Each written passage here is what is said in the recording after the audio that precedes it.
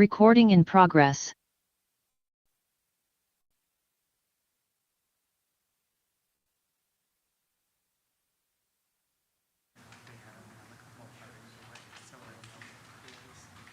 How are we doing there, Travis?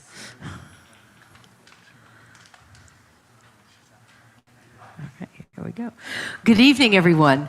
Welcome to the West Hollywood Jewish Community Candidate Forum for the 2022 City Council elections here in West Hollywood. We are live in person and also streaming online, so welcome to everybody online. We're so happy you're here with us. Our congregation, Kol Ami, is celebrating our 30th anniversary this year as West Hollywood's Reformed Synagogue, and we've always had a history of being involved in the civic life of our community. We invite your interest and your participation in our many activities, including on this Saturday afternoon at 3 o'clock. We're making lunches for the homeless. Anybody's welcome to join us. We work with the Hollywood Food Coalition, which got its start right here in West Hollywood. We're proud to co-host this special event with our partners, the Israeli American Civic Action Network. We've done a lot of programming with ICANN, including the 2020 Jewish Community Forum for the City Council election. So we're glad to be in person now at this time. And we both share concerns. Our synagogue and the Israeli American community are very concerned with the issues of rising hate and anti-Semitism. Jewish immigrant communities like the Israeli American community, the Persian Jewish community, are especially vulnerable. And we're eager to learn more from these candidates and how they intend to address these growing threats. So tonight we are so glad to have 9 of our 12 candidates with us, and we are so thrilled that tonight is hosted and moderated by LA's own Elsa Ramon. Elsa, welcome. Elsa's been a news anchor since 1998, covering local news in both Phoenix, Dallas, and most recently at CBS Los Angeles. Elsa, we're so glad you're here with us moderating this important evening. And so with that, we'll turn it over to you. Thank you very much, Rabbi. Thank you, everyone, for allowing me to be here tonight and be a part of a very important forum for West Hollywood. Just a little bit of background. I have 2 children. They are the great-grandchildren of Holocaust survivors. Zadie is no longer with us and did not get to meet my son before he was born. He's 9 now, but Bubby is still alive and with us, so we're thankful for that. I'm thankful to have 2 very healthy children who are being raised in a Jewish household. So thank you for letting me be part of this special forum tonight. So let's get down to the ground rules for the candidates. The forum is divided tonight into 2 main topics, and those 2 main topics are each going to have 2 questions. The first topic is about public safety and anti-Semitism, and the second is Israel and West Hollywood's Jewish community. As Rabbi Egger said, we have 9 candidates here tonight. There are a total of 12 candidates. Unfortunately, 3 of them could not be with us tonight. So each of you will have a minute and a half to answer each question when it is posed to you. And by the way, just want to let everyone know for the record, none of the questions were submitted for approval by the candidates or their campaigns. So this is the first everyone is hearing of them tonight. I do have a few rules for the audience, not just the candidates tonight. We ask our in-person audience tonight, first of all, welcome. Thank you for being here. It's been a long time since we've been able to do something like this in person, so thank you so much for being here. With that being said, we do have just a few rules. We would like the audience to be primarily silent, which means during the time the candidates are speaking about their positions on the topics, we can't have any boos, hisses, if you hiss, finger snaps or claps to distract the candidates, no cheering, anything of that sort. We want to keep it extremely neutral, and we want to make sure the candidates are able to completely focus on their platforms while they're here tonight. But I will make one exception, and that is right now, you are able to welcome all of the 2022 West Hollywood City Council candidates here with us tonight.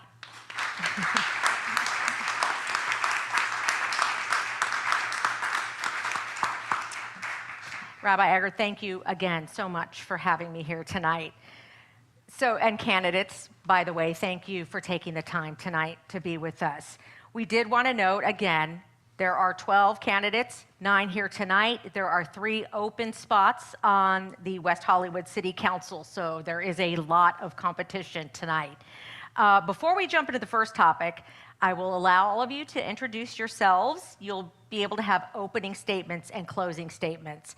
For the opening statement, we are going to go in ballot order, and you will have 1 minute to talk about yourself and where you stand on the issues. And we are going to go in candidate order, which means we are starting with Mr. John Duran. Thank you very much, and thank you, Rabbi, for opening up the temple. My name is John Duran. I'm a native Angelino. I've lived now in the city of West Hollywood for 30 years. I served on the council for 20 years, from 2001 to 2020. I'm running again because I think for the last 2 years, the city has been seriously off track, in a very serious way that's threatening to all of us. I'm happy to tell you that as of today, I've been endorsed by the Los Angeles County Sheriff Deputies, the Los Angeles County Firefighters, the Chamber of Commerce, and just 3 days ago, Democrats for Israel also endorsed me, and I'm happy and proud to have their endorsement as well. I think what I bring to the council historically is just some common sense and practical ideas. And I'm not really long on ideology or theory. I'm really a little bit more about how do we execute on any idea. So I hope by the end of tonight that you're either considering voting for me or that you will vote for me on November the 8th. And thank you again for hosting us tonight. Thank you, John. Next, we have Ms. Chelsea Byers. Good evening. It's great to be back here at Kol Ami. Thank you so much, Rabbi. My name is Chelsea Byers. I grew up in a secular home in Arizona. I worried all the time as a kid. My parents both dealt with substance use disorder issues. My mom openly struggled with domestic violence trauma before my dad's time. And my dad's work in construction, well, he was just not a very open communicator. Coming from that household without health care, a college fund, a life savings, retirement plans, I was drawn into community organizing from a very early age, about halfway through high school, focusing on issues of economic disparity, LGBTQ inclusion, education, and anti-war activism. I wanted all people to have access to life-affirming resources, and I knew from a very early age my life would be committed to that type of work. Anyone who starts very young grows tremendously if they keep up with that work, as I have, as an advocate, as an activist, and as a human being. I've maintained a commitment to growth and sustainability because in the political world, we know misunderstandings can lead to fear and hatred, and there are always folks who work to tear us down. I'm really glad to be able to share more of my platform tonight. Thank you all. Thank you, Chelsea. Next, Jordan Cockram. Hello, everyone. Thank you so much for having us. Thank you for hosting this tonight. My name is Jordan Cochran. I was born and raised in Minnesota, and I went to college there. I was a finance major, but kind of last minute, I decided I wasn't going to pursue a job in finance, and I was trying to think of what I loved and what I enjoyed, and I thought that might be entertainment, so I decided to move to LA. I didn't have a job, I didn't know anyone, so I just went on Craigslist and looked kind of in the center of the city and found an apartment, and it turned out to be in this awesome city called West Hollywood. I've been here for almost a decade now, and when I first moved here, West Hollywood is so welcoming to me and made me feel like I was at home, and that's why I've stayed here for so long. Over the last 2 years, though, that has felt like it's changing due to a lot of the decisions that the city council's making. Crime is going up, homelessness is going up, and the current council isn't making, I think, good decisions to help fix those issues, so that's why I'm running to help address those. Thank you so much. Thank you, Jordan. Next, we have Robert Oliver. That's what I thought. Thank you.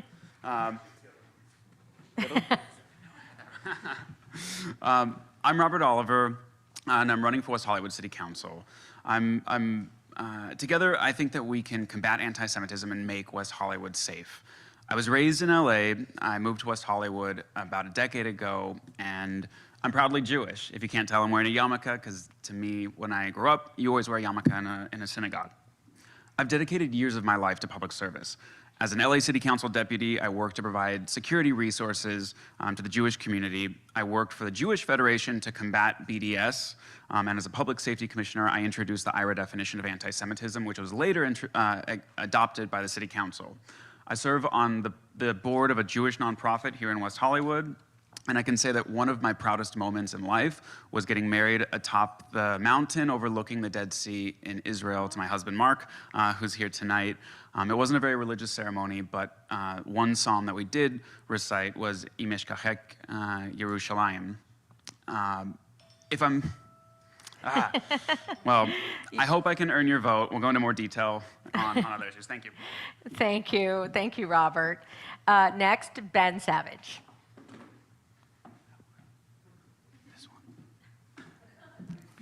Good evening, and thank you all for being here. Thank you, Rabbi Egger. Thank you, Dylan, for arranging this important conversation.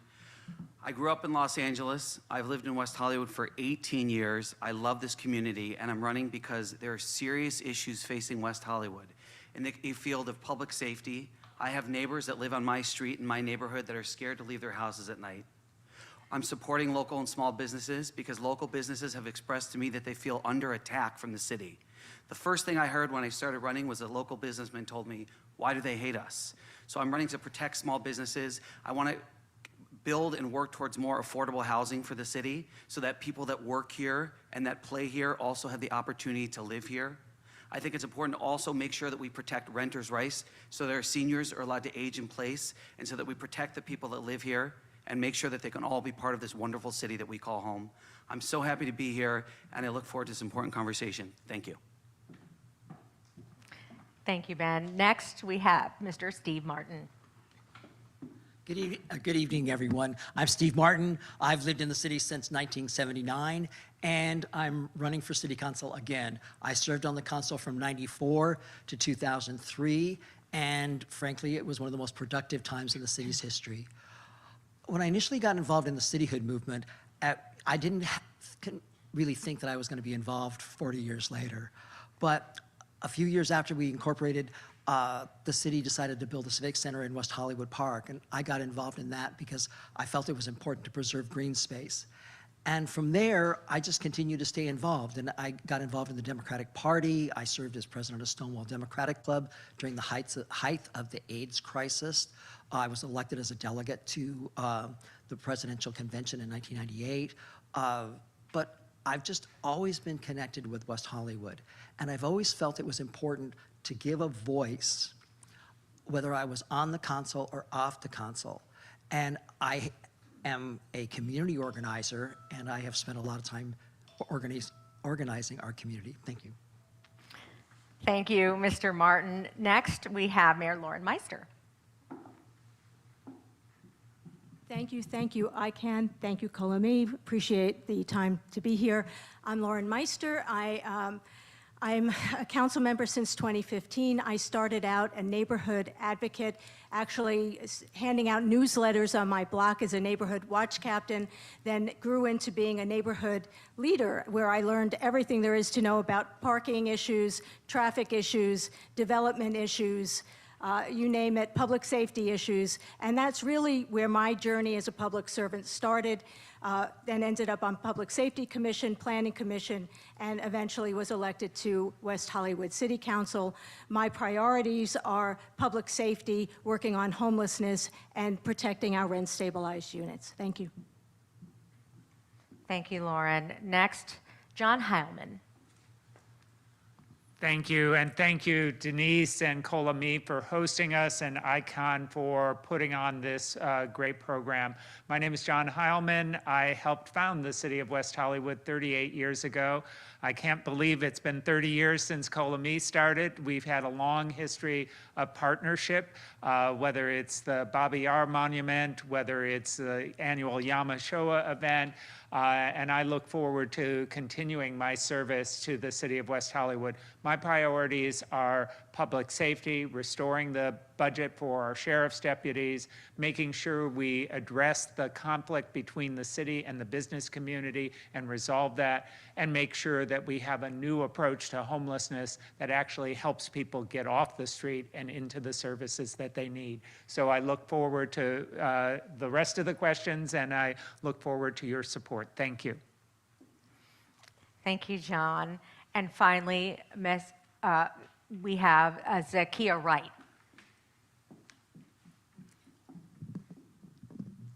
Good evening, and thank you to our gracious host for having us this evening. My name is Zakia Wright. My path to running for West Hollywood City Council hasn't been easy, and it wasn't a direct path. But the lessons that I learned along the way will be an incredible asset as I serve the residents of West Hollywood. As a Black queer that grew up in the South, I learned the value of community. As a law student that started my law school's first LGBTQ bar association, I learned how to persist. As a trained mediator, I value collaborating over conflict, and as an attorney that fights for employees every day, I understand what it means to let community members know that their voices matter. I look forward to working with Kol Ami and ICANN and other Jewish organizations in their fight to combat anti-Semitism. I look forward to contributing and being an ally in all the ways that I'm needed, and I look forward to this conversation this evening, so thank you. Zakia, thank you. And I do want to apologize. I want to respect your pronouns as they and them, so I will make that correction. Thank you so much. Let's get to the very first topic, which is public safety and anti-Semitism. Some of you have made it clear where you stand on public safety just in your 1-minute introductions tonight. Some of you made it clear on your campaign websites. What is clear to me is that there seems to be a divide between some of the candidates and the current council right now as it pertains to public safety. And recently, one of the points of contention was the city council decided to remove several LA County Sheriff's deputies from their positions patrolling the streets here in West Hollywood and decided to replace them with unarmed security ambassadors. Many of you feel you need the extra deputy protection on our streets. West Hollywood does not have its own police force. They are patrolled by the LA County Sheriff's Office, and you feel that they need to be here to protect the institutions. What is your position on this issue, and what will you do to protect the Jewish community in West Hollywood? Also, do you support the council's recent decision to adopt the IHRA definition of anti-Semitism? I will repeat all of this because it's a little bit to take in, so if you need a refresher on what we're asking, I will happily repeat it. And just for the people at home and for those who do not know, IHRA is the International Holocaust Remembrance Alliance, and the IHRA's definition of anti-Semitism is a certain perception of Jews, which may be expressed as hatred toward Jews. Rhetorical and physical manifestations of anti-Semitism are directed toward Jewish or non-Jewish individuals and or their property, toward Jewish community institutions and religious facilities. So, with all of that being said, we will start with Zakia Wright on those particular topics. And again, Zakia, the first part of the question is what is your position on the issue of public safety? What will you do to protect the Jewish community in West Hollywood? I think the last part was if I agree with the adoption of the definition. Yes. And I do. I believe it's just a wide consensus on that definition for anti-Semitism. And so I do agree with it. Although, you know, being a person that's sort of grown up with, you know, being discriminated against and things like that, I always defer to the community that's affected by it for that definition. As far as the council's decision to add 30 block-by-block communities, block-by-block ambassadors in order to help the Sheriff's Department protect the city, I do think that we need additional resources on the city. I think the block-by-block is a good step, but I think the main issues that we're worried about in the city is the unhomed population increasing and also folks just feeling unsafe, not knowing if the person that's on the street is someone that's going to cause them harm or someone that's just down on their luck. And so what I would encourage council to do and what I would do as a council member is work to make sure we have mental healthcare professionals that are on the street that can properly respond to those issues when folks in our community may be having mental issues, if they're having addiction issues and they need to be put into a care facility, we need that. I don't think one solution and the other is sufficient. I think we're still missing a crucial piece to the puzzle. And as far as protecting the Jewish community, I think the number one issue, and one of the things that I learned by attending the the summit that was held here was that education is key. I learned so many things. I learned how anti-Semitism manifests itself. It's not just in sort of the ways that I assumed, and so I would defer to us educating the community more. Thank you. Thank you, Zakia. Mr. Heilman. I'll take the last question first. I support the definition. In terms of the public safety decision by the City Council, I do not support cutting the sheriff's deputies. I think it was an unwise move. I think it makes us less safe, not, as it's been spinned, that they put all these additional block-by-block ambassadors on the street, but none of them have the authority to arrest people. They don't have the authority to stop a crime.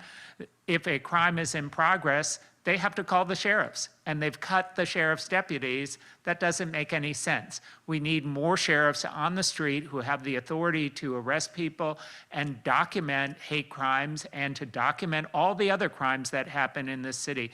I think it was a very naive decision.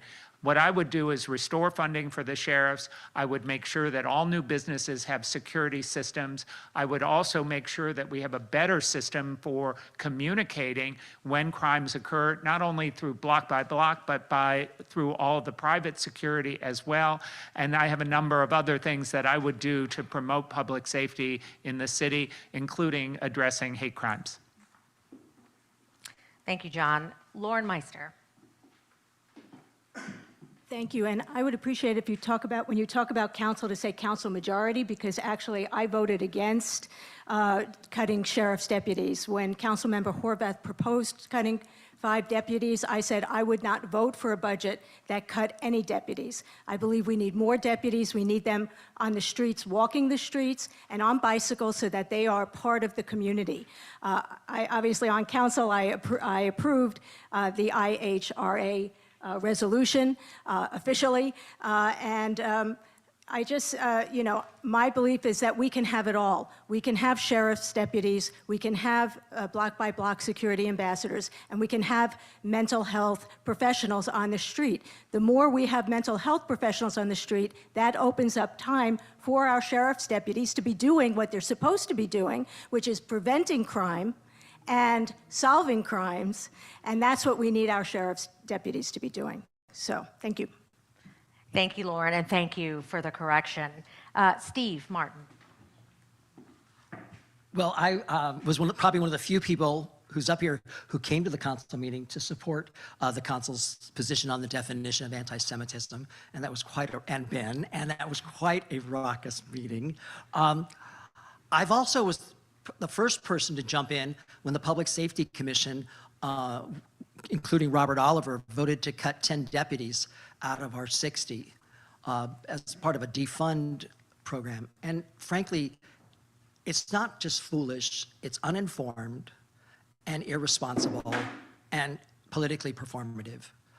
We can bring as many block-by-block people in and as many mental health workers in as we want, but that does not cut response times when you cut deputies.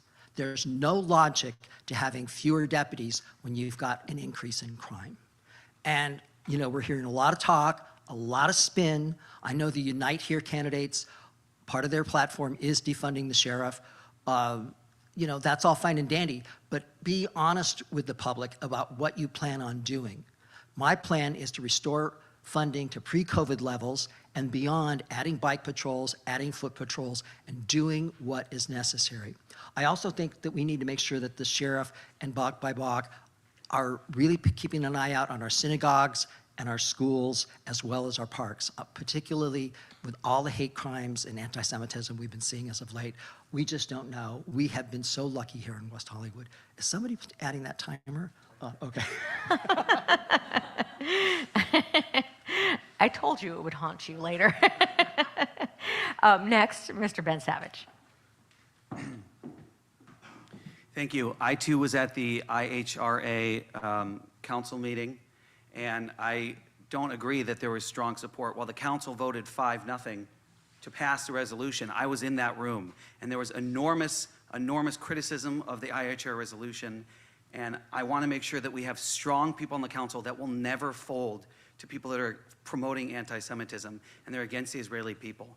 And in terms of public security, I do live in the Norma Triangle in West Hollywood, and I want to tell you, my neighbors who have lived there since the 50s and 60s have told me that for the first time they're scared to leave their houses at night. I don't think that's right. And I don't think the answer is to put public kiosks in the front of pavilions and say, that's enough, deal with it. I do, however, agree that it's a false choice that we need to have one or the other.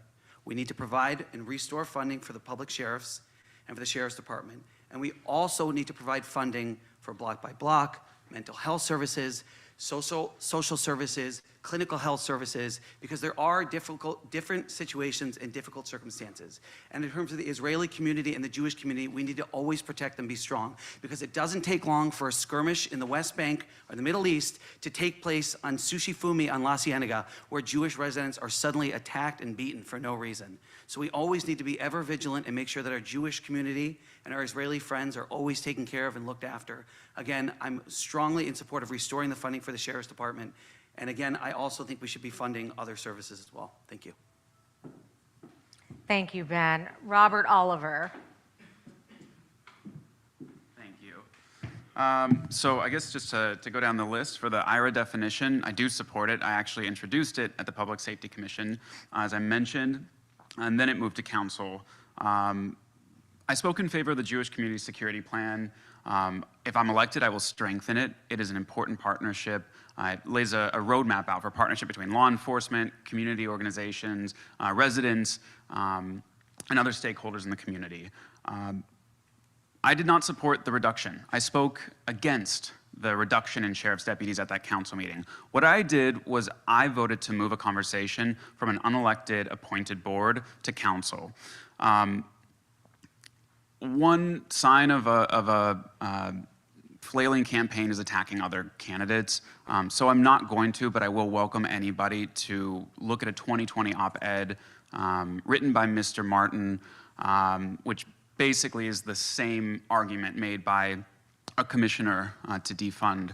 I don't support it. If I'm elected, I will restore any cuts to the sheriff's contract. We need the sheriff's contract. We do need additional resources, and thankfully we live in a city where we have the resources to do both. We can fund our sheriff's department and we can add mental health, homelessness, and substance abuse resources. I think going forward, we need to work together as a community and not be attacking one another, and this is part of why I think West Hollywood voters are looking for new leadership, because of that kind of divisiveness that we've seen. Thank you. All right, Robert, thank you. Jordan Cockram. Thank you. All right. I will also start with the second part of the question and say that, yes, I absolutely did support adopting the IHRA definition of anti-Semitism.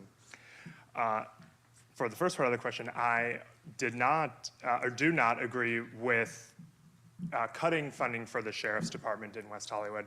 My father is a former police officer, so I understand what's required to make sure that our police officers and people in uniform have the resources that they need to keep us safe. If I'm on city council, I'm gonna restore that funding. I actually spoke with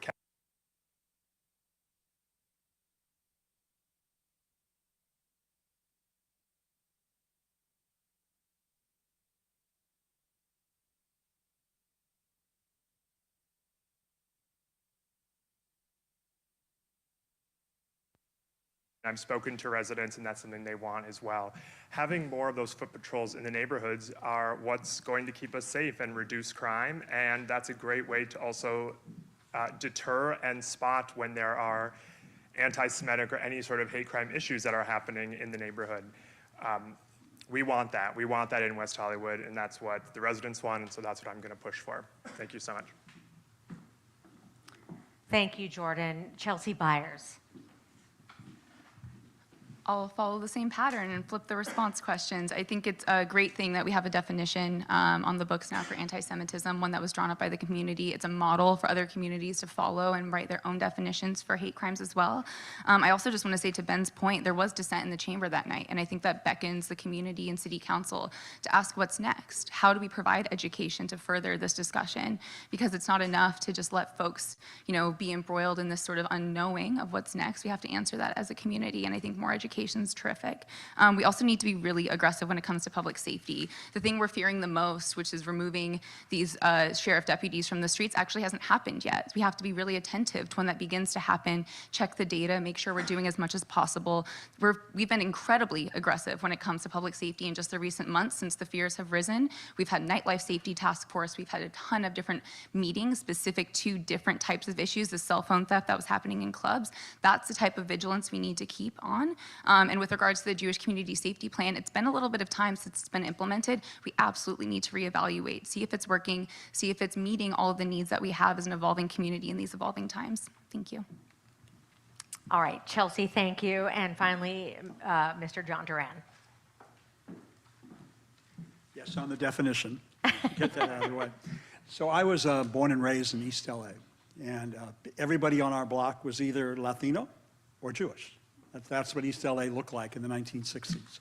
So when I first got to college and I was told we were going to study religious minorities, I was shocked when the professor said, tonight we're going to study Catholics and Jews. And I'm like, I'm a minority? I had no idea that Catholics and Jews were minorities because everybody on the block was either Catholic or Jewish. But what I've learned, being involved in politics all these years, is those that hate, extremists on the right or the left, that hate across the board. Whether it's Jews, whether it's LGBT, whether it's immigrants, they just kind of move the target each cycle of the elections. And I think a lot of the discomfort right now is not coming so much from the right, from the political left. People defending Hamas, people defending the PLO, and attacking Israel. Those attacks are coming from the left, not the political right. So I think it's important that we stay right in the center and defend our Jewish community. West Hollywood is 40% LGBT, that's true. It's also 40% Jewish. So those that hate the people of West Hollywood hate equally Jews and LGBT. The sheriff deputies and the firefighters, the first responders have endorsed 3 candidates: John Heilman, Lauren Meister, and John Durant. And there's a reason they endorsed the 3 of us. They think we are the 3 best to defend public safety in this community. Block by block, nice guys on bikes. You know, I'd rather have somebody armed with a badge and a gun than a nice guy on a bike. That's what we need moving forward. Thank you. Thank you, Mr. Duran. Appreciate it, all of you. We are going to move on to question number 2 of the topic of public safety and anti-Semitism, and we're going to put a little bit of a finer point on this. I also want to bring to your attention some of the examples that we've seen in the last 2 weeks in the media that are anti-Semitic. I won't read them all out loud, but I think all of us have seen at some point in the media the last couple of weeks the statements that have been made by celebrities, political figures, news celebrities, and some events that happened at the Grove with the anti-Semitic flyers. I believe many have heard about what Kanye West has said and continues to say and post on social media. Marjorie Taylor Greene, a U.S. Congresswoman, also last week laying out some very obvious white nationalist talking points in front of a crowd. Unfortunately, there isn't enough time to list the number of anti-Semitic remarks and attacks against the Jewish people over the last 2 weeks, and they keep piling up. But with that being said, bringing it here to a finer point at home, there have been disturbing expressions of racism and bigotry here, I'm told, at the Los Angeles City Council, and likewise, many residents in West Hollywood have said that this city feels more divided than ever before. As a member of the City Council, what specifically will you do to bring the West Hollywood community together? And the candidate order starts with this second question of that topic with Jordan Cochran. All right, thank you so much. This is a perfect question for me because one of the biggest talking points of my campaign has been working together and collaborating and trying to just defuse everything and get people together to work together to solve these common issues because we are all facing this together. If you've seen in any photos or any any op-eds from my events, you can see that I've had candidates from all different, I guess you can call it factions, of running for city council, coming to talk to me, to meet people, to see what's going on. I've been going to a lot of other candidates' events. You might have seen me around there too. I got the award for Mr. Congeniality on WeHoville because I talk to everyone and I want to listen to the opinions of all people. And I think that's what's really important, is talking to people and listening to them and hearing what their concerns are and what their ideas are, because that's how we're going to get the answers that we want to solve the issues that we have. Thank you. Thank you, Jordan. Steve. Well, I remember when we were talking about the definition of anti-Semitism, one of the things that I conjured up was Charlottesville and that Tortlich March with those young men walking by saying, "Jews will not replace us." And that was just has been a searing image to me. And every time I hear an anti-Semite remark, I'm reminded of that. And so it is what's happening in this country right now. Anti-Semitism is very, very real. As far as bringing this community together, that's a tall order. I'll start by listening, and I'll start by empowering people from across the city and from across different viewpoints. Currently, the city's dominated by a council that has appointed its own echo chamber, and it's created all sorts of division.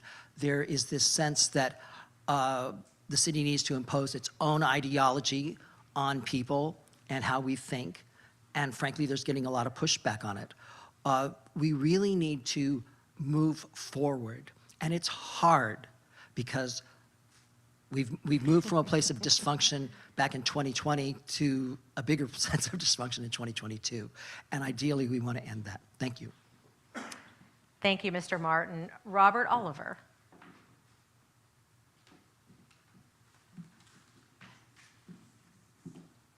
Thank you. I think, yes, we're at a time right now where there is so much division, and you see it at the national level, and it's trickling down to the local level, that kind of vitriol and that divisiveness in politics. I think there's a lack of honesty. We're not having that honest, open dialogue. When we talk about issues like the reduction in the sheriff's contract, it's ideological. You have people on both sides having an ideological debate instead of an honest one. What is going on in our city, and what do we need? If we're honest, we're seeing crime increase, and we need to make sure that we have every tool in the public safety toolbox to combat that. Anti-Semitism is the oldest hatred, and it's changed forms. At one time, they hated us for our religion, then they hated us, and now they hate us for a state. Jews are blamed for all sorts of issues in society. And today, anti-Zionism is the newest form of anti-Semitism.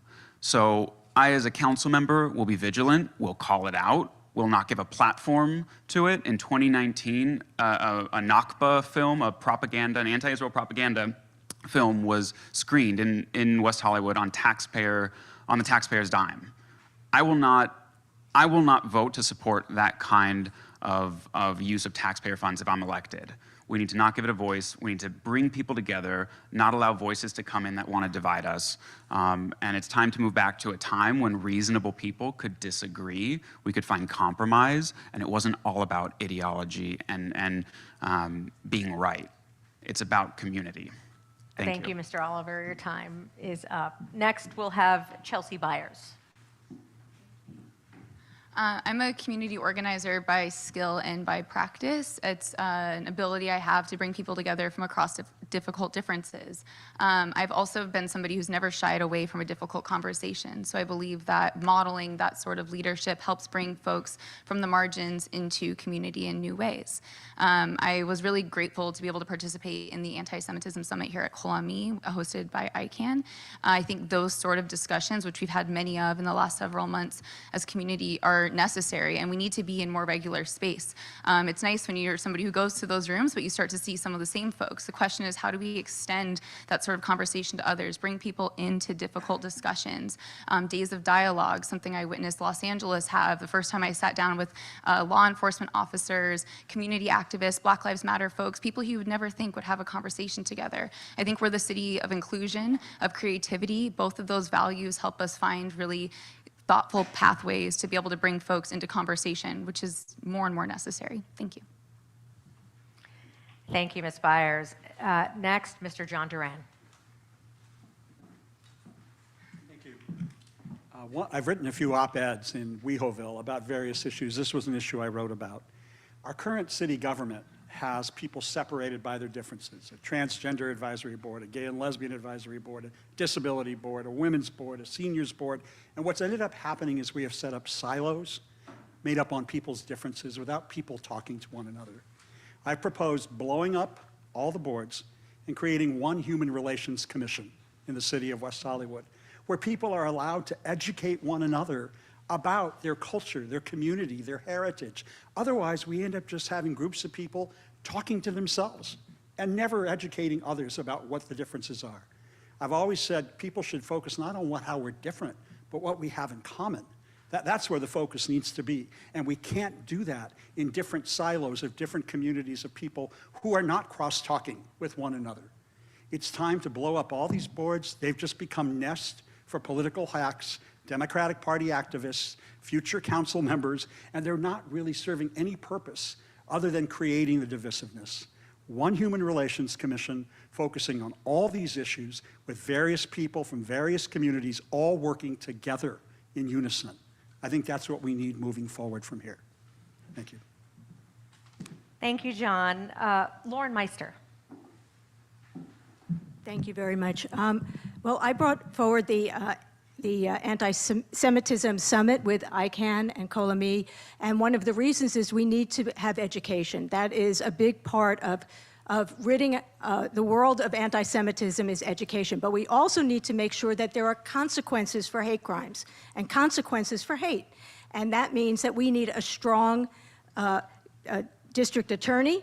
We need police that will go after people who do these crimes. And when Sushi Fumi happened, that's actually right around the corner from my house. I, the next day, called Maimonides Academy, which is right down the street from there, and said, what can we do? And we went over with the sheriff's team and spoke to parents and teachers and the principal, and afterwards the sheriffs went through and made sure about their security to make sure that they were comfortable. And that's what we need to do, is to work together to make sure that our community does feel safe. About the divisive behavior and what's going on in our community, that really is a function of our council. We have an identity politics problem on council. Everything is identity politics. I am the local gal. I just care about what's going on in our city in terms of what things do we need: public safety, traffic management, services, social services, and that's what we need to be focused on as we move forward. Thank you, Ms. Meister. John Heilman. Thank you, and thank you for the question. And as I listened to the council members in the city of LA and that travesty that happened, what really surprised me was how surprised people were that somehow they thought homophobia had gone away, or racism had gone away, or anti-Semitism had gone away. It hasn't. In fact, it's gotten worse. And I think it's gotten worse because we have all of these new mechanisms through the internet for people to communicate with one another who have these kind of extremist views. I agree with Lauren. Part of what we need to do as a city council is to hold people accountable, but we also need to work on education so people understand the impact. And I see it with my students, some of them on the far right, some of them on the far left, who have these sort of casual references to Israel that are negative, casual references to various communities that show an incredible lack of intelligence and a lack of awareness of the impact of that kind of discrimination. In terms of bringing people together, I served on the council for 38 years, and I certainly wasn't perfect, but I think I have a reputation for listening to people, trying to make decisions based on what I think is best for the community, and that's why some of the people who haven't always supported me are supporting me now, because they feel like I'm somebody who will listen and will focus on what's best for the community. Thank you. Thank you so much, John. Zakia Wright. Thank you. West Hollywood was founded as a beacon of progression, as a beacon of togetherness and community. And sometime along the way, we lost what that was.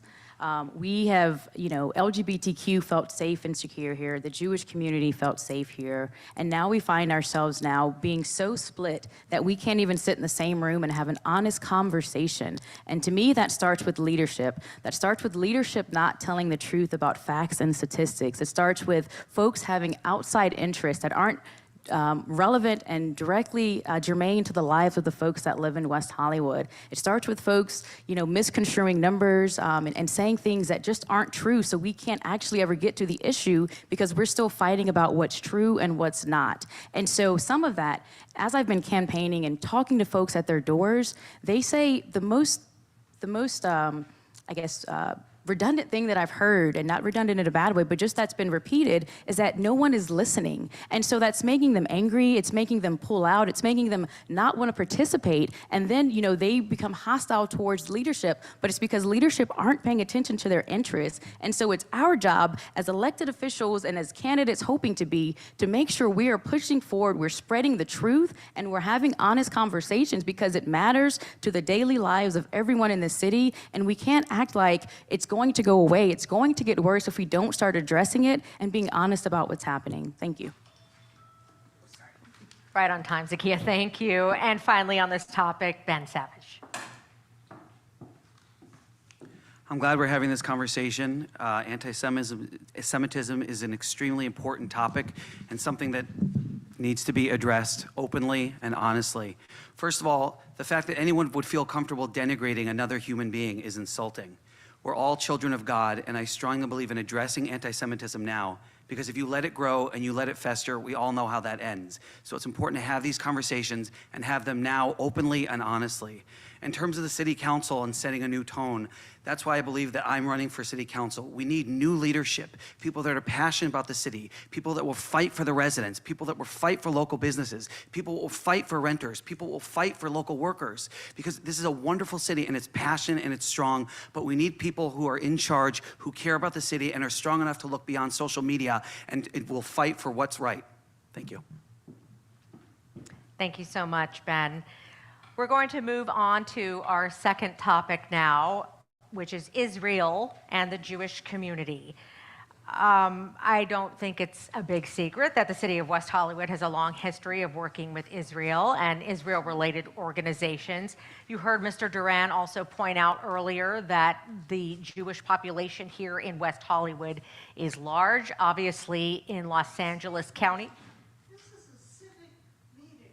This isn't a meeting about Judaism or anti-Semitism, or even though it's taking place in this city, it's a Jewish community forum. As citizens of West Hollywood, here are Ma'am, I appreciate your input, but tonight's forum is being sponsored by the Israeli American Civic Action Network and Kol Ami. It is very appropriate and it's very timely right now.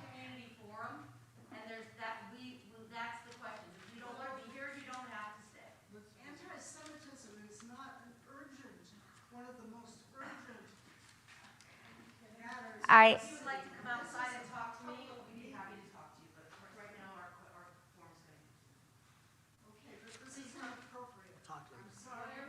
This is a serious topic here for the city of West Hollywood.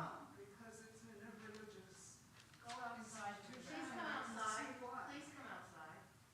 The rabbi is inviting you to have a private discussion so we can continue our forum. I'm Jewish. So. I am sorry. Yes, I'm sorry. I think it's a misuse and a misnomer. There'll be multiple forums on multiple different topics. This is one of many, and I'm sorry it didn't sit right with you.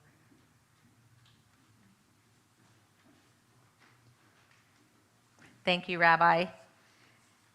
My apologies to the candidates for that brief interruption. We'll continue on the topic of Israel and the Jewish community. And again, the city of West Hollywood, of course, has a working relationship with Israel, Israel-related organizations. As a member of the city council, will you protect and preserve the ordinance forbidding contracts with BDS companies? And do you support AB 2844? And for the people who are at home who do not know what BDS stands for, that is boycott, divestment, and sanctions against Israel, people who believe that needs to happen. And also just a refresher on AB 2844, which was signed into law in 2016. It is a measure that prevents companies that boycott or discriminate against any sovereign state, including Israel, from doing business with the state. So, moving on now, we will start with candidate Chelsea Byers on this topic. Absolutely. Sure. It's AB 2844, which was signed into law in 2016. It is a measure that prevents companies that boycott or discriminate against any sovereign state, including Israel, from doing business with the state. And again, just to remind you, BDS stands for boycott, divestment, and sanctions. These are companies, people, or organizations that have positions to take that stance against Israel. Yeah. As much as, on paper, these tactics seem legitimate and nonviolent, and that was something I understood at one point in time, I now understand and see the very ways that BDS furthers anti-Semitism in really dangerous ways and harmful ways to our community and tears us apart. So I support the city of West Hollywood's long leadership on these issues, and if these are resolutions that we've supported, then I stand with our city. John Duran. In 2016, John Heilman and I introduced a resolution, anti-BDS resolution that the city passed. So I was very proud to do that, and ICANN actually brought the idea to me. Thank you for that. For many years, I was the national co-chair of NALEO, the National Association of Latino Elected Officials, which means I got invited to APAC every year as one of their featured speakers. And I went on an APAC-sponsored trip to Israel. And I think it's really important that everybody take a trip to Israel and spend time in Israel. I even got to go to the PLO headquarters, which was a little awkward, but it was an APAC-sponsored event, so what the heck, I went. But I think it's important that people see Israel and see the purpose of Israel and what Israel has to offer the world in technology, in agriculture, in progressive values. I mean, the country is just a phenomenal thing to see. I think right now, I'm sorry that Ms. Oppenheim got upset, but this is the problem right here, is that people think anti-Semitism is not an important issue to talk about. It is. It is in this current political environment. It is one of the top issues to talk about because we see right now Israel under attack from the left and from the right and being targeted by those extremists on both sides. So yes, it's important because if we don't speak out, never again, that is the motto, it will fester and it will grow. It's important to cut it out, call it out. On Twitter, I called out Kanye West the moment I read his offensive comments about targeting Jews. And it's important that elected officials and people involved in community call it out when it happens so it nips it in the bud. That's what needs to occur. Thank you. John, thank you so much. Lauren Meister. Thank you. I'm against the BDS movement. It was a movement that was actually founded in anti-Semitism. I have been on council. I was on council with John and John when they did introduce the resolution to support Richard Bloom's AB 2844, which I supported. I think Israel has a lot to offer. I actually was bat mitzvahed on Mount Scopius with my 90-year-old grandmother, my mother, my sister, and my aunt on a trip to Israel, where I saw how Israel made basically a desert into an incredible agriculture. We have so much to learn from them when it comes to things like water and what we do with water that we see is being wasted here when you see dewatering happening on construction sites. We need to work with Israel to learn from them. Thank you. Thank you, Ms. Meister. John Heilman. Thank you. I support the state bill. I also oppose BDS. When we were on the council and when I was on the council very early on, we adopted a provision that said in all of our city contracts, there is a provision that says that the contractor promises that they do not adhere to the boycott of Israel. And that's very important because I think that's a reflection of our values as a city, that we don't support that kind of nonsense. I think that in terms of the partnership with Israel, we as a city have hosted experts on HIV. We have hosted experts who are scientists who've come to the city. Obviously, we're quite some distance from Israel, but a lot of Israelis live here, a lot of Israelis come to West Hollywood, and we should be welcoming them, and we should be learning, and we should be sharing our resources and our information in a true partnership, and I support continuing that. Thank you so much, Mr. Heilman. Ben Savage. Thank you for the question. I strongly support the anti-BDS bill as well. I believe that we should form a strong partnership with Israel. Israel is a remarkable success story. We have much to learn from them in terms of their advancements in a whole host of fields: technology, healthcare, environmental issues. So I think there's a lot of partnerships to be formed, and we have to be ever vigilant, again, of the rising anti-Semitism in West Hollywood and elsewhere. And I continue to support the anti-BDS bill and hope we continue to foster a wonderful relationship with Israel. Thank you, Mr. Savage. Zakia. Thank you. I support the city's continued, not contracting with companies that support BDS and the state bill as well. We have an important ally and relationship with Israel, and I think, our job is to make sure that we're supporting the efforts and not, allowing Israel to be under attack by the BDS movement, or the possibility of losing Israel as a sovereign state. And so for me, I think West Hollywood has a place, but I think the U.S. on a greater scale should continue to provide aid to Israel. I think we have to call out that the violence and all of the things happening to the Palestinians is also large part due to Hamas, Iran, and other bad actors in the Gaza Strip. So yes, that's my response. Thank you. Thank you. Thank you very much, Zakia. Robert Oliver. Thank you. Great question. And yes, that kind of comment and that attitude is indicative of how much harder we need to fight. I strongly oppose BDS. I spent a year of my professional career fighting it on college campuses. It's unfortunate that countries that do commit egregious human rights abuses under that kind of legislation, there can't be boycotts against those countries. Israel is not one of those countries. Anyone who's visited knows that. Israel's a beautiful, vibrant country. We are the creative city, and Israel is the startup nation. So there is a natural partnership between West Hollywood and a clear relationship between West Hollywood and Israel. The reestablishment of the state of Israel represents, in my opinion, Jewish self-determination and also the greatest tool to combat anti-Semitism globally. Jews around the world are safer because of the state of Israel. So as we're talking about anti-Semitism tonight, not mentioning that is a failure. We need to recognize that we need to support Israel because Israel makes Jews safer. Thank you. Thank you very much, Robert. Steve Martin. Well, I think the creation of the State of Israel was the only good thing that came out of World War II, and the only thing that really could in any way offset what happened in the Holocaust, which is just mind-boggling. I've never supported BDS, and I don't think many people here have, because what it does, it closes down conversations, and conversations about peace are so important, and when you just put up walls, those conversations can't happen.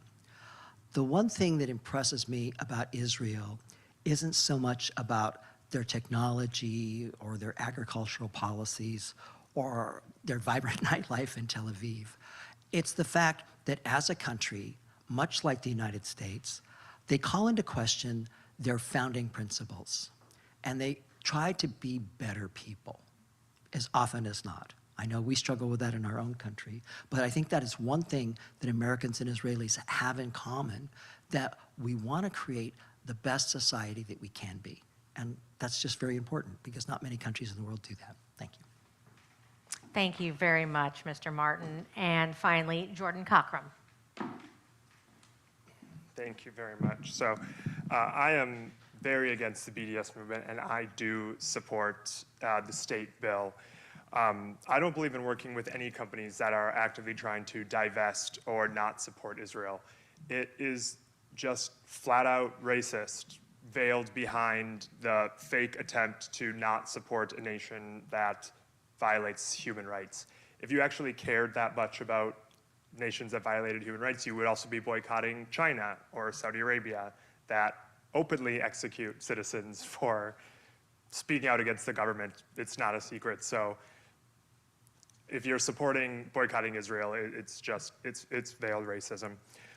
We want to support Israel. We want to keep that relationship strong because we have a long history with them and we have a strong history with them. And Israel is right now probably our only chance for peace in the Middle East. Thank you. Thank you, Jordan, very much. We are going to move on now to the next question in topic 2, which is Israel and the Jewish community. Again, the topic. So some of you have alluded to it and made it very obvious that you have spent some time in Israel. So I will ask all of you, have you been to Israel? And before you all get up and answer, just to be fair, as your moderator, I have been to Israel, so I am asking this question from experience. What work would you have done or would you do to build the West Hollywood-Israel relationship? And describe any work you have done in our local Jewish communities to strengthen that bond and bring awareness. We're going to start with Robert Oliver on the second part of the question. So, great question. I think a few things have come up along the way. I've been to Israel many times. I actually got married in Israel. My husband and I and 25 people we love schlepped to Israel and got married overlooking the Dead Sea. I've worked in 2 Jewish elected officials' offices for the Jewish Federation of Greater Los Angeles. I serve on the board of a Jewish West Hollywood-based nonprofit, and I'm serving in my 4th term on my 3rd board and commission here in the West Hollywood, and I've used every board, every platform, every position in any office or nonprofit to be an advocate for the Jewish community, to speak out on issues like BDS, to speak out on the alarming rise in anti-Semitism that we're seeing. I have been very active, bless you. I've been very active with JQ International, which is the nonprofit that I serve on the board of. And part of why I do that is to create a space for LGBT Jews to not only find community, but to express their Judaism. That's very important. For me, I'm not the most religious person, but having a space to practice gives me a cultural space. And that's what I like to provide for other people, and that gives me a sense of meaning, frankly. My husband and I have had 70, 80 people for Shabbat dinner in our home on multiple occasions, and that, to me, is community. And also, I will say, add to that, we need to continue the partnership that Rabbi Ager and Kol Ami have had with the government and with the city for decades. That's a two-way relationship, and I'm very sad that Rabbi Ager is retiring, but I'm going to continue that relationship. Thank you, Robert. Thank you so much. Shabbat sounds like a lot of fun. Just let me know what wine I need to bring and we'll be there. Yes, absolutely, Jordan. You want the question again? Say the 3 questions. Sure, absolutely. Have you been to Israel, and what work have you done to build the West Hollywood-Israel relationship, and describe any work you've done in our local Jewish community? But we started with Robert. Next is Chelsea Byers. I have not yet been to Israel. I made an attempt in 2017 with the wider bridge that didn't come through, and then I had a plane ticket in 2020, and COVID came faster. very sad. Hope to make that happen very soon. As far as my relationship building with the Jewish community throughout Los Angeles, I was working with United Way for 3 years on housing and homelessness, and in that space had an opportunity to do tremendous work with Jewish community organizations across LA. I participated in events hosted by synagogues. I got to speak before the Jewish Federation. I did a bus tour that I organized for members of Ihra, the congregation that's now building supportive and affordable housing on their very own property. So those experiences helped open my eyes to the values that the Jewish community has when it comes to addressing the 1/5 of Jews that live in poverty across Los Angeles, and so many other people who are affected by homelessness and economic disparity here. So those are really amazing relationships, in addition to the relationships I've continued to build here at Kol Ami and ICANN. So thank you so much. All right, Chelsea, thank you. John Duran. Yes, I've been to Israel. It was a dream to see Jerusalem. I'll tell you about it another time. It was magnificent to be in Jerusalem. Over the years, when I was national chairman of NALEO, we worked really hard to solidify the relationship between Latinos across the United States, whether they be Cuban, Puerto Rican, in Texas, in California, and Arizona, with the Jewish community across this country. I got to, with ICANN, we brought some experts from Israel over to do HIV work here in West Hollywood with our own experts. And historically, whenever I've wanted to have religious diversity conversations, I've invited the rabbi and Anil Sonnenfeld from Muslims for Progressive Values to get Muslims, Jews, and Christians in the same place in West Hollywood to have conversations like that. I'm one of the co-founders of Equality California. We created Equality California to get marriage equality for the state of California. And that was an up and down roller coaster. You know, Prop 8 passed, and then the bill got signed, and then we won in the Supreme Court. And every time that happened, I'd say, get the rabbi.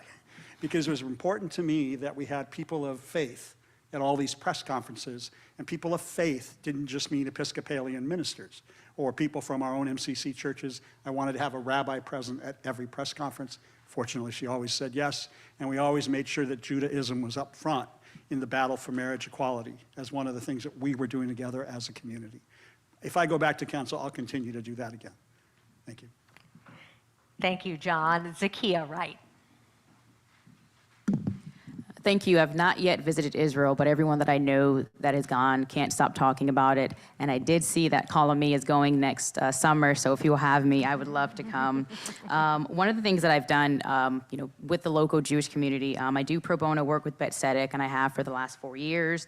I've attended pretty regularly Shabbat dinners and a few temple services. Some of the things that I hope to do when elected to council to help strengthen our relationship with the Jewish community is, not only the educational component, which I think is super important, but also making sure that our local businesses, are welcoming of the Jewish community.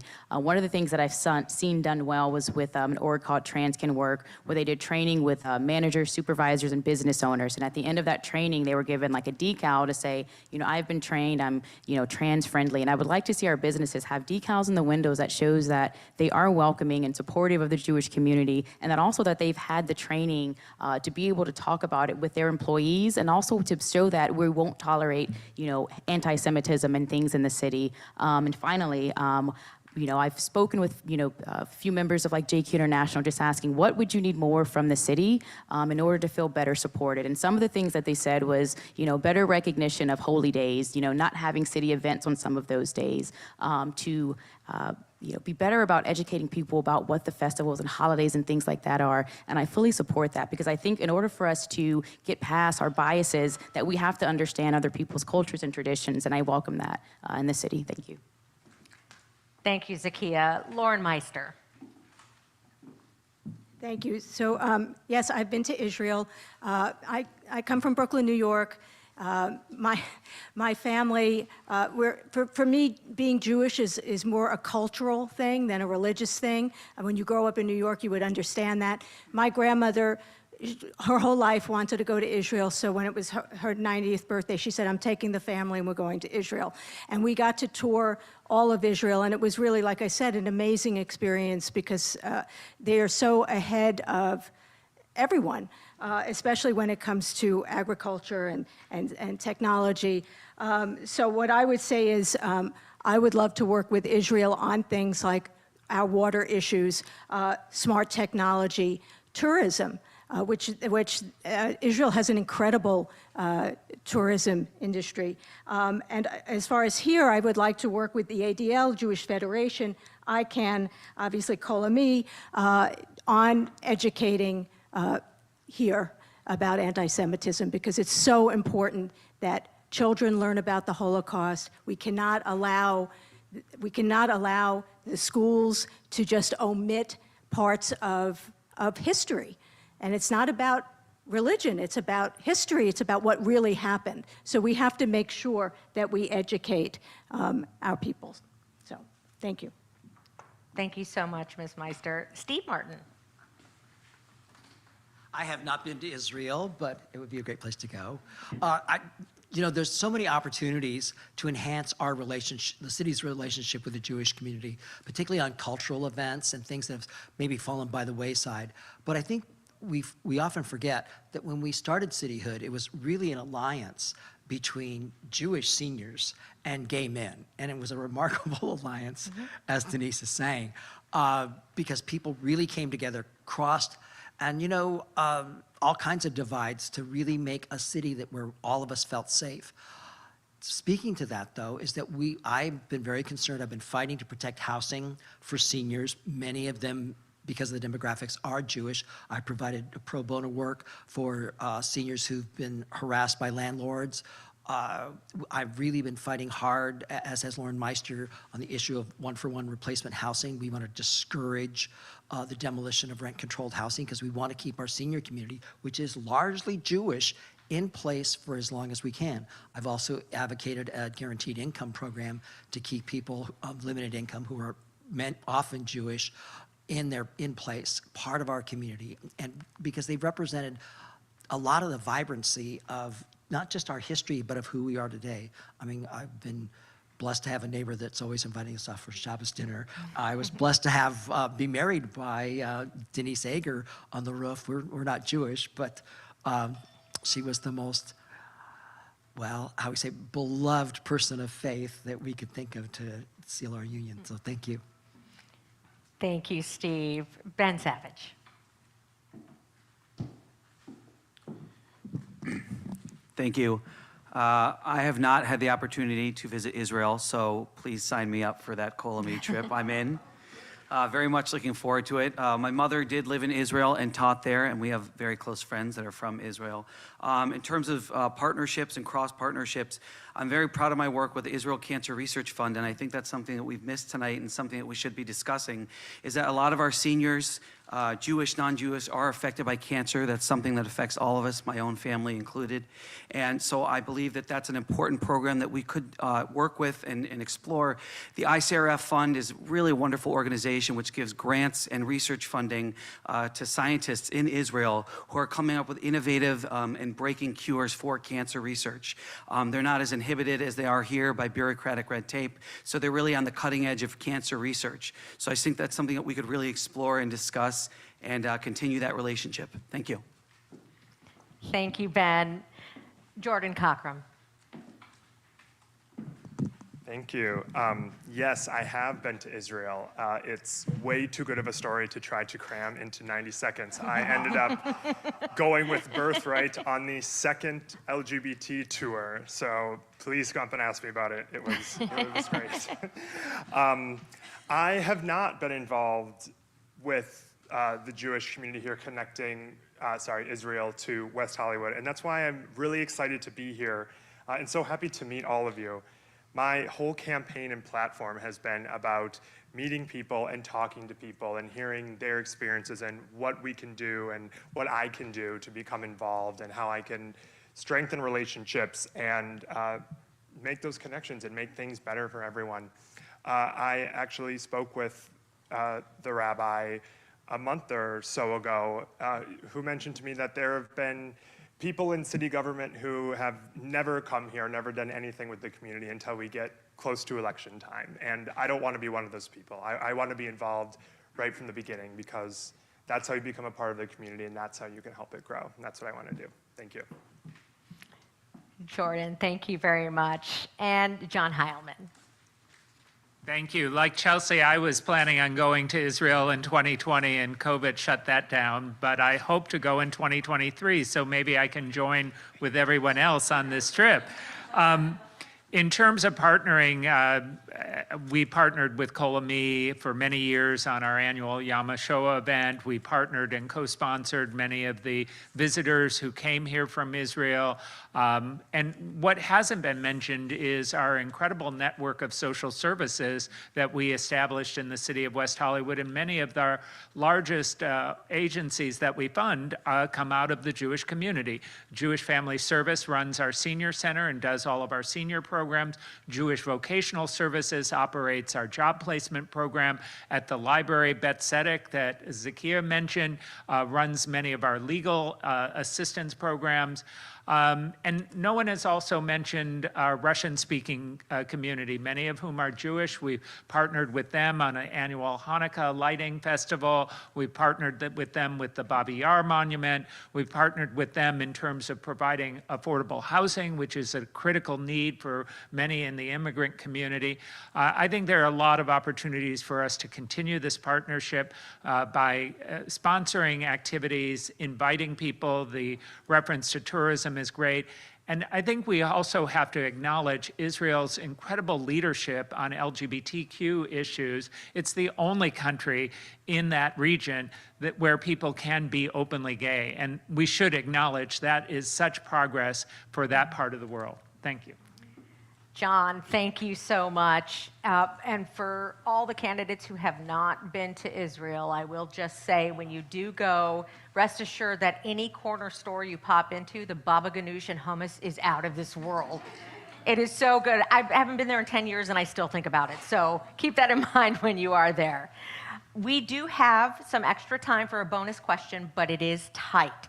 So everyone will get 90 seconds for this final question of tonight's forum. There is a perception among some residents and business owners that City Hall does not function well, or portions of City Hall.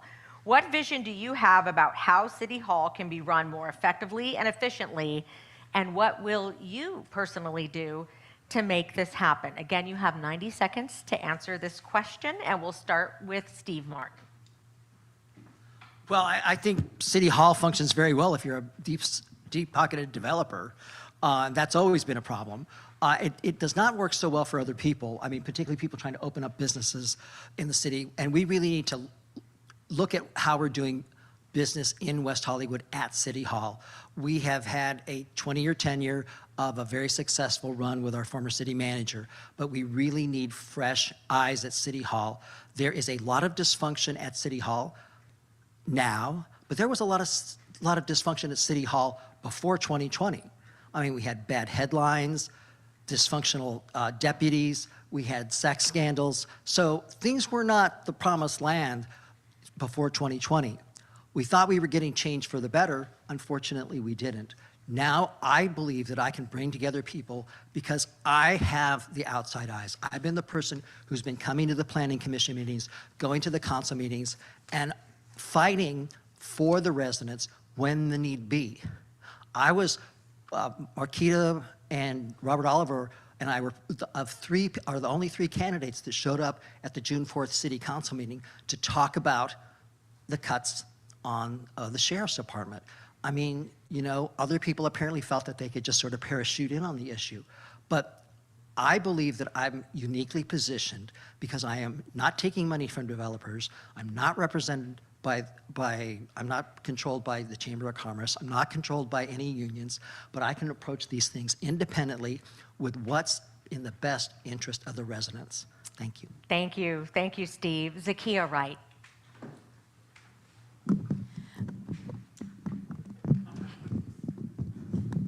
Don't take my time off for that.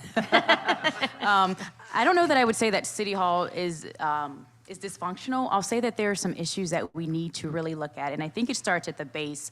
For example, our staff hasn't been fully staffed since prior to the pandemic, and so we have folks doing the jobs of different people. One person's doing 3 different jobs, and you can tell with the final product that there's not full attention, and sometimes not even an expertise in some of the areas. So I think the number one priority is to making sure we have a strong foundation at City Hall by making sure we're fully staffed. I think, beyond that, some of the things that I've heard, not only from businesses and from community members, is that we don't know what's going on. We don't know what services we have available. We don't know when something's coming on the agenda, when it's going to get passed. And once it is, I don't feel like, most people don't feel like what they wanted or what they said or the input that they gave was ever even considered. That council members going to meetings, their mind's already made up, and so it doesn't matter what the community says. And we have to do a better job of having those conversations. Maybe that takes time of going and having community meetings with community members, 5 or 6 people. Let's talk about this thing. Because at the end of the day, the decisions that we're making, it's too important to be made by just 5 people. Sure, we're elected,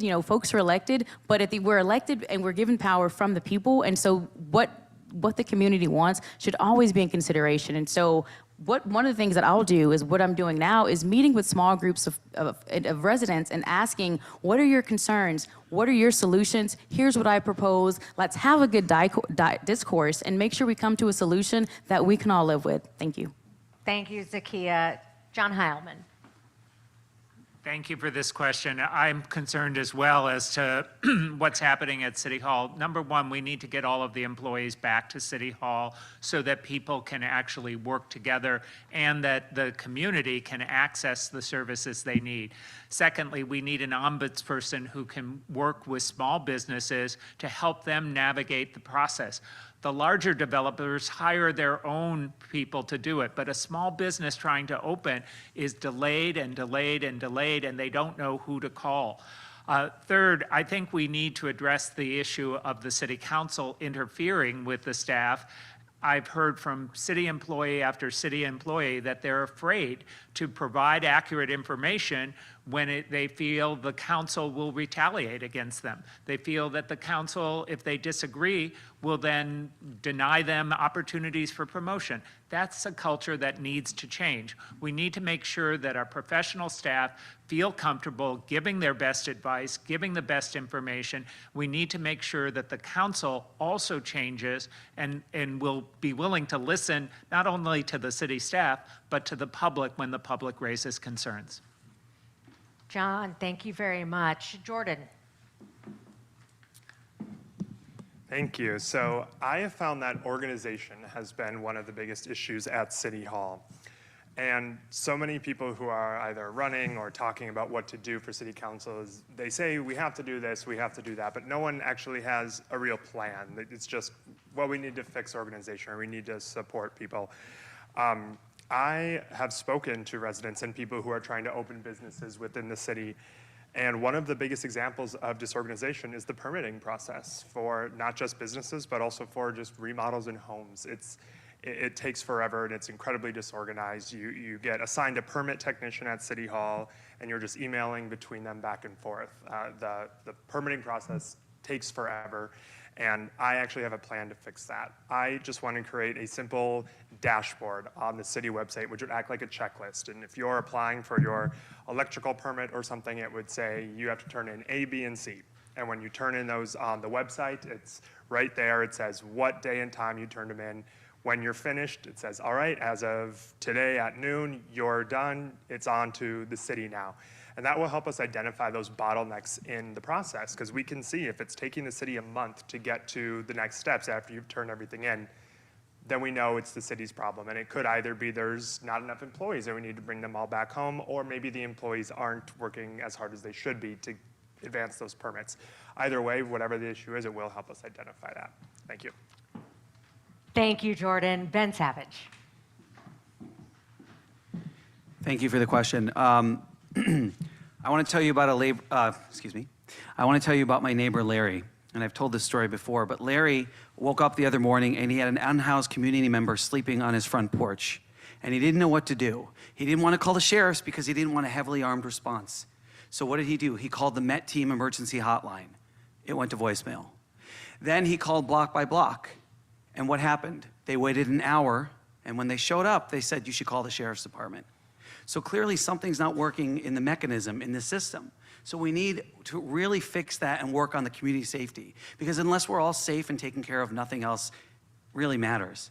Secondly, is supporting small and local businesses. Small and local businesses are being held to the same standards as large, big businesses in West Hollywood. And a lot of local businesses have said to us, what are we doing wrong? We're barely getting by. We're barely making ends meet. These are sandwich shops on Sunset. These are local bars. These are local clothing stores. They can't be held to the same standards as bigger businesses that are in West Hollywood. So we do need an ombudsman, and we need someone helping them in terms of the permitting process and teams of working with the city. There are opt-out clauses, but they're not strong enough, and it's too much process for them to get through it. So I think in terms of community safety and supporting local and small businesses are the beginning. Of course, renters' rights is also important, and building more affordable housing. These are 4 issues that I think we need to work on. Thank you.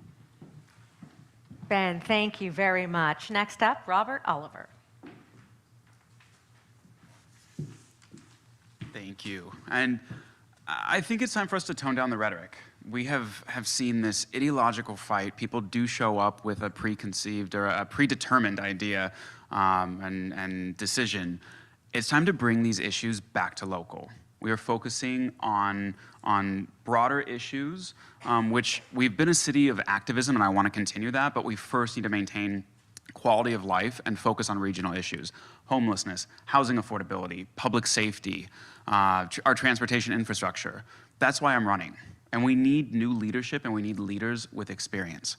I'm a first-time candidate, but I'm not new to municipal government. I'm the only first-time candidate running with over a decade of hands-on local government experience, working every day on these neighborhood issues, the quality of life issues that residents call their city government when they need help. And I learned from mentors and friends of mine like Jeff Prang, who's endorsed my campaign, along with former Congressman Henry Waxman, Democrats for Israel, and the Democratic Party. I learned from Jeff that when somebody calls City Hall, whoever answers that phone should, no matter where it is, what you're dealing with that day, you've got your own list of things that you're dealing with. You treat that as your #1 priority, because for the person calling, that's their #1 priority, and that's why they're calling City Hall. And that is how I try in every job to handle everything that comes across my desk. And if I'm elected, that's what I will be in City Hall. I want to be the person that you know you can call when you need help from your city government. All right, Thank Robert, thank you. Chelsea Byers. There's been a ton of great ideas proposed. We know that we need to fix communications. We know we need to get staff back to full capacity. There's no reason a cookie shop on Santa Monica should take 14 months to open, and affordable housing should not take 4 years to build. These are all City Hall issues, and we can fix them. The thing I'm really focused on as a Human Services Commissioner who's watched month after month after month, folks who need rental services, who need subsidies, who need food, nutritional help. There's many and too many applications that people have to muddle through in order to get what they need. We are under a mass effort to digitize City Hall and make it more accessible to business owners and to developers and to the folks who need to access city services. I think that work needs to be really hyper-focused on making sure that the most vulnerable, the people who have the highest barriers to accessing what they need, that they can reach City Hall. So I want to see our social services division chart a course to make sure that these applications can be streamlined. This is going to take incredible collaborative work with the network of social service providers. There's over 30 nonprofit organizations that the city partners with to do the social service work, but it's possible. We just have to focus on it, and I think that will help us reach the folks who are homebound, who need this sort of care, and who have often felt forgotten from City Hall. Thank you. Chelsea, thank you. John Duran. Thank you. 90 seconds. All right. Cities that go adrift fall off the rails. There's an article in the LA Times recently about 50 cities in America that are on the verge of bankruptcy right now, including Compton and Montebello. And that happens to cities. County of Orange filed bankruptcy, as you all remember. If you cut across Santa Monica or Sunset, something happens when you cross La Brea into West Hollywood. Suddenly the streets are clean, everything's pretty, it looks a lot better, you don't have encampments on the street. You go east towards Heilman, it's like a third world country. And there's a reason for that. It's not by accident. You know, the city has $140 million in prudent reserves. $100 million a year is what it takes to operate. And I often bear down with residents about where do you think that all comes from? And generally it's like, well, it comes from somewhere. Yeah, it comes from taxes, primarily from the entertainment industry in our city.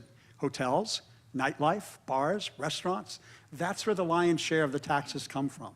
So when you attack the Chamber of Commerce, when you attack small businesses, that revenue feed hurts. And then we don't have the funding for sheriffs and firefighters and senior social services. There's a symbiotic relationship between business, small business and big, and resident services. And that seems to be missing from the current council. They just impose a mandatory paid time off for part-time employees citywide. All the small business owners are like, we can't afford we're moving to Los Angeles because we can't afford to comply with the anti-business laws that the council is passing. That has got to stop. We are killing the golden goose. We are hurting our own community when we attack small businesses in the city. All right, John, thank you. And Lauren Meister. Thank you. I'll just take this out.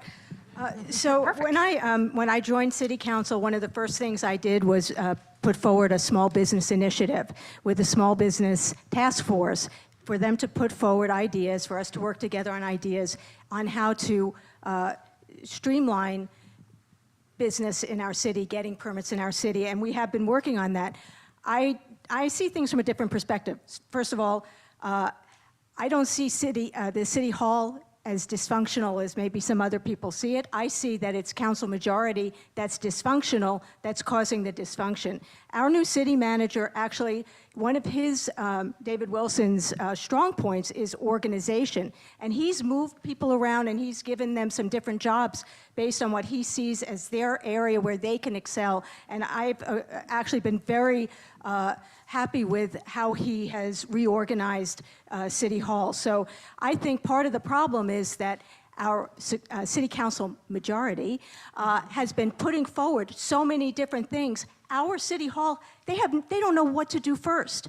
You know, first this is the priority, then this is the priority, then this is the priority. Unless we stop and breathe and let them do their jobs, we will get nothing done. And so one of the things I want to do, if I get reelected, is make sure that the initiatives that we have put forward are implemented. Let's make sure that they're implemented. Is that 30 seconds? That is. Okay. And I just wanted to say that as I've gone around talking to people, what I've found is that for the first time ever, residents and businesses have the same concerns. They have the same concerns. That's why they put together that coalition. Public safety, homelessness, and affordability, whether it be commercial space affordability or residential Ms. Meister, affordability. I will Thank you. give you an opportunity to say more, Okay. But that was your time on that. That's But my time. But I will say, remind you that at the beginning of tonight's forum, I said everyone will get the opportunity to have an opening statement and a closing statement. We are at that point of tonight's forum where we are at the closing statements. Everyone will get 1 minute to make their final arguments and pitches to your voters as to why you should be on the city council. And this is breaking news. We have the candidate order on this final statement here, and we're starting with John Durant. Thank you, Kol Ami. Thank you, Rabbi Ican, for putting together this forum. I'll try to do this quickly. So 20 years of service on the council, I made mistakes. I'm human. And I apologize when those mistakes happened and ask for forgiveness from the community. Now I'm coming back because things are seriously off track, seriously off track. And I worry about a city that I worked so hard to help build, to help create, this mecca for so many different people, that it's suddenly at risk. And I'm fearful that if we don't get the city stabilized, it's going to drift even further to the left. We lost a lot of intelligence at the city when John and I lost our seats. The city manager left and the city attorney left. The city manager left because he didn't want to have to deal with the chaos of the new council members who were more about ideology than municipal services. It began to focus on the politics of Washington and Sacramento rather than just providing basic functioning government for the people who live and work here. We need to get back on track. If I get reelected, if John gets reelected, if Lauren gets reelected, We are all termed out after one term. We need to make sure that we start to recruit other people to take our places to keep the city on the right track for its future. John, thank I would you. welcome your vote November 8th. Thank you. Thank you very much, John. Chelsea Byers. Thank you all for providing the space tonight. I'm really grateful to be a part of this. In my candidacy, I focused on the ways our small city can make huge strides when it comes to addressing issues like climate change, the housing and homelessness crisis, and social services for the folks who need them most in this city. I'm really proud to have the endorsements of the Los Angeles County Democratic Party, the Los Angeles Federation of Labor, former mayor of West Hollywood, Abby Land, Assemblymember Laura Friedman, and many more who are committed to the future of our city. I really appreciate this conversation tonight. I'm thinking so much about the folks who left this conversation and what was in their hearts too. And I just know that this conversation means a lot to people in so many different directions. So it was important for me to be here and to be a part of this. In me, you always have a fierce ally in addressing hate crimes and addressing fear and addressing concerns around anti-Semitism in this community. I see how it's growing and rising, and I'm not oblivious to that. I also just want to say that I'm really deeply committed to continuing the work of listening and showing up in community, and thank you all again for the time tonight. Thank you very much, Chelsea. Jordan Cockram. Thank you all so much for having us tonight. This has actually been my favorite part of campaigning, has been meeting all of you and all the people that I wouldn't have gotten to meet otherwise. Because my entire campaign has been about listening to people, the residents and the experts. I'm not running to push mine or anyone else's agenda. I'm not being groomed by anyone or supported by any special interests or getting thousands of dollars funneled into my campaign from outside of West Hollywood. We do have an identity politics problem here. It doesn't matter if you're the first something or the second something or the third something. We want people on city council who care and want to do and want to help the city, not use it as a stepping stone for higher office or to push their own motives. That's why I'm running, because I care and I want my neighbors and the residents to be happy, because that's what makes me happy. If you haven't yet, please reach out to me. You can find my number, my cell phone number, or my email on my website, just jordanforweho.com. I would love to hear from you. Thank you guys so much. Jordan, thank you. Robert Oliver. Thank you. Thank you to our hosts and to our moderator. We've covered a lot of important topics tonight, but just for a few seconds each. I think it's important that we continue this conversation. I welcome anybody who'd like to. Please reach out. My cell phone number is 818-621-9082. And my website's robert4weho.com. There are changes that I've seen as a 10-year resident here and an LA native that I don't like, and decisions that I've made in the last 2 years that I don't agree with. But let's be honest. The problems that we're seeing, the regional issues that we're seeing, are not the product of the last 2 years. Housing affordability, homelessness, public safety, our transportation infrastructure, traffic in the city. That is the result. These are the results of years, decades of decision making. So to blame the current council, I think, is a little, it's short-sighted. We need new solutions. We need new leadership. As I've mentioned, I've got experience in local government.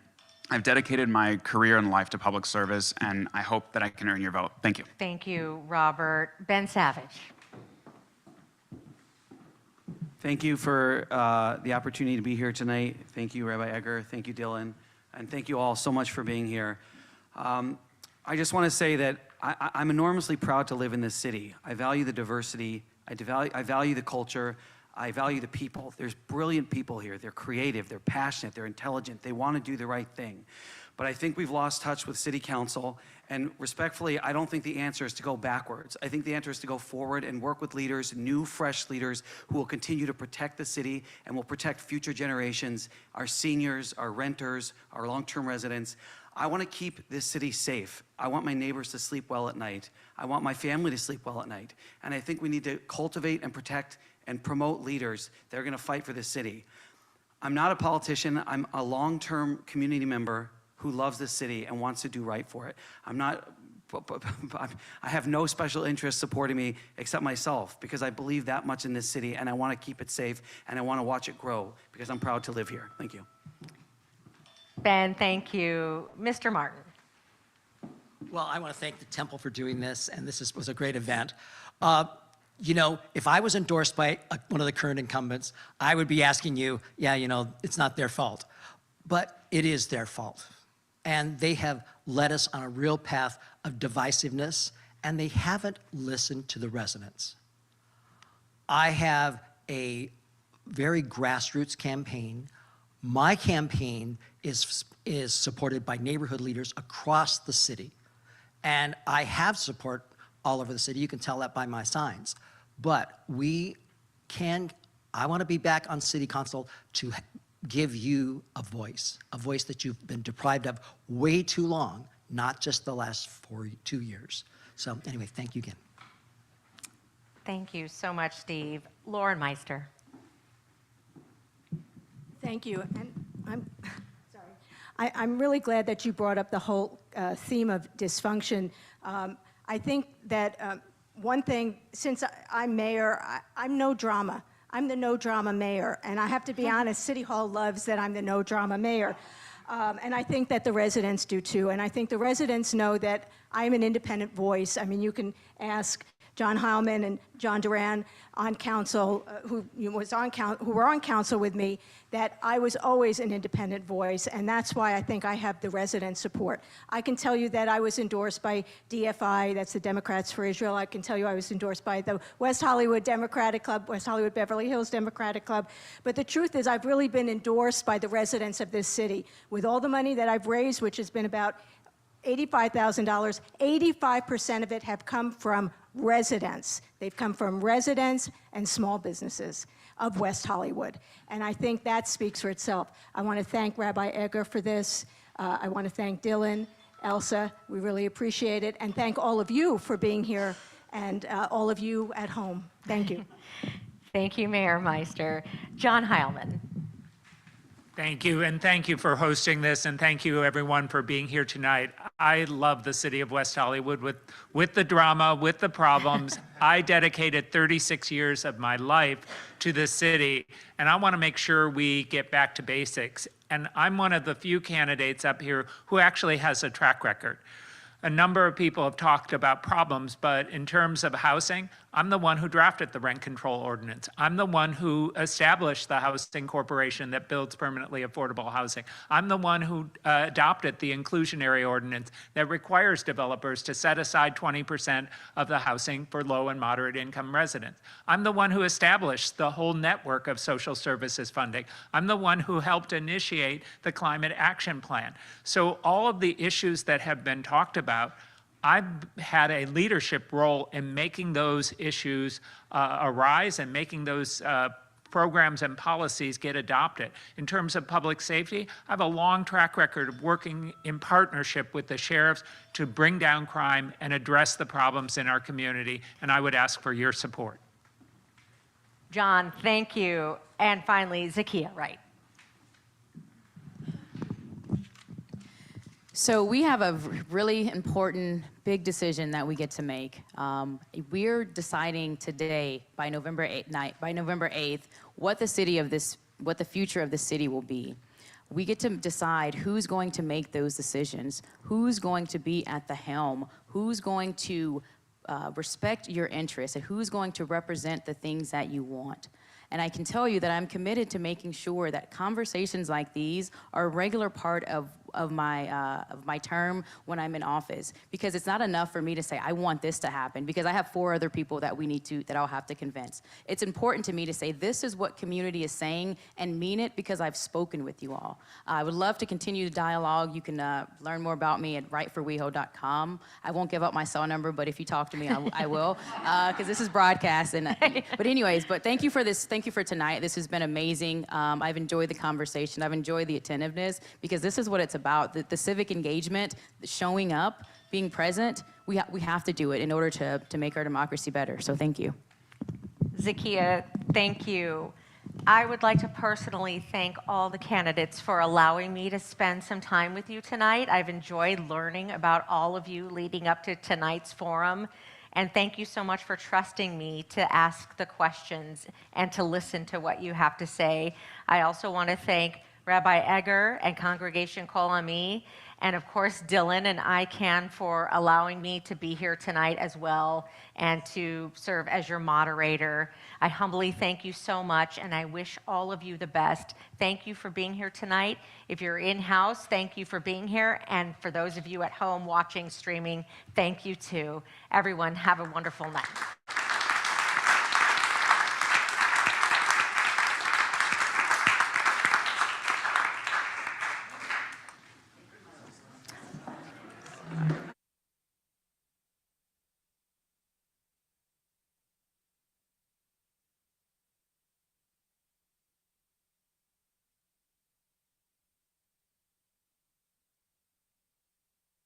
Recording stopped.